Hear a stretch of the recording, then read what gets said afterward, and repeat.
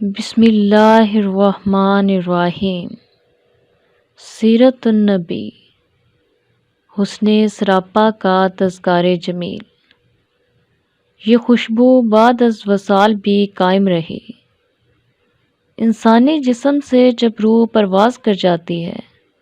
تو اس کے بعد وہ بے اختیار ہو جاتا ہے۔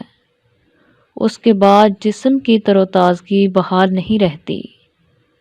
جس میں مصطفی صلی اللہ علیہ وسلم کا یہ بھی امتیاز ہے کہ وصال کے بعد وہ نہ صرف تر و تازہ رہا بلکہ اس کی وہ مہک بھی اسی طرح قائم رہی جس طرح قبل از وصال تھی۔ شفا شریف میں حضرت علی رضی اللہ تعالیٰ عنہ سے مروی ہے، میں نے رسالت مآب صلی اللہ علیہ وسلم کو غسل دیا جب میں نے آپ صلی اللہ علیہ وسلم کے جسم اطہر سے خارج ہونے والی کوئی ایسی چیز نہ پائی جو دیگر اموات سے خارج ہوتی ہے، تو پکار اٹھا کہ اللہ کے محبوب ظاہری حیات اور بعد از وصال دونوں حالتوں میں پاکیزگی کا منبع ہیں۔ اور پھر اس کے بعد آپ نے فرمایا، غسل کے وقت ہی آپ صلی اللہ علیہ وسلم کے جسم اطہر سے ایسی خوشبو کے حلے شروع ہوئے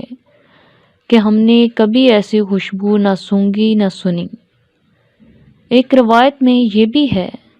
کہ جب میں نے آپ صلی اللہ علیہ وسلم کے مبارک پیٹ پر ہاتھ پھیرا تو بس ہاتھ پھیرنے کی دیر تھی، تمام گھر خوشبو سے مہک اٹھا جو آپ صلی اللہ علیہ وسلم کے پیٹ میں موجود تھی۔ حضرت ملا علی قاری رحمۃ اللہ علیہ فرماتے ہیں کہ ایک روایت میں یہ بھی ہے کہ جب آپ صلی اللہ علیہ وسلم کے پیٹ مبارک پر ہاتھ پھیرا تو تمام مدینہ خوشبو سے مہک اٹھا۔ ام المومنین حضرت ام سلمہ رضی اللہ تعالیٰ عنہ سے مروی ہے، میں نے وصال کے بعد آپ صلی اللہ علیہ وسلم کے سینہ اقدس پر ہاتھ رکھا۔ اس کے بعد مدت گزر گئی، کھانا بھی کھاتی ہوں، وضو بھی کرتی ہوں، یعنی کام کاج کرتی ہوں، لیکن میرے ہاتھ سے کستوری کی خوشبو نہیں گئی۔ حضرت علی رضی اللہ تعالیٰ عنہ سے مروی ہے کہ رسالت مآب صلی اللہ علیہ وسلم کی تدفین سے فارغ ہو چکے تو سید عالم حضرت فاطمہ رضی اللہ تعالیٰ عنہ قبر انور پر حاضر ہوئیں، تربت مبارک کی خاک اٹھا کر آنکھوں سے لگائی، آنکھوں سے آنسو جاری ہو گئے اور آپ نے یہ شعر پڑھا، جس شخص نے آپ صلی اللہ علیہ وسلم کی تربت مبارک کی خاک کی خوشبو کو سونگھ لیا، اسے اس کے بعد دنیا میں کسی خوشبو کی ضرورت نہیں رہتی۔ اب تک مہک رہے ہیں مدینہ کے راستے، جیسا کہ اوپر بیان کیا گیا ہے کہ آپ صلی اللہ علیہ وسلم جن راستوں سے گزر جاتے وہ آپ صلی اللہ علیہ وسلم کے جسم اطہر کی خوشبو سے مہک اٹھتے تھے۔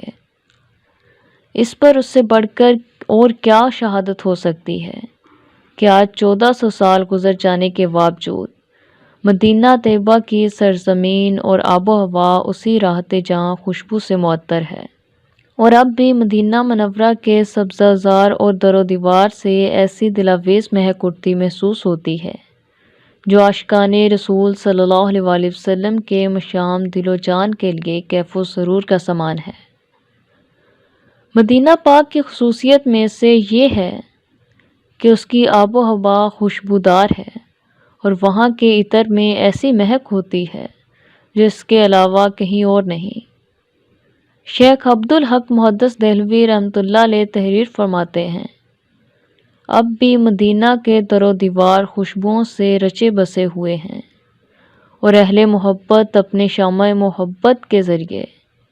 ان سے لطف اندوز ہوتے ہیں۔ شکریہ۔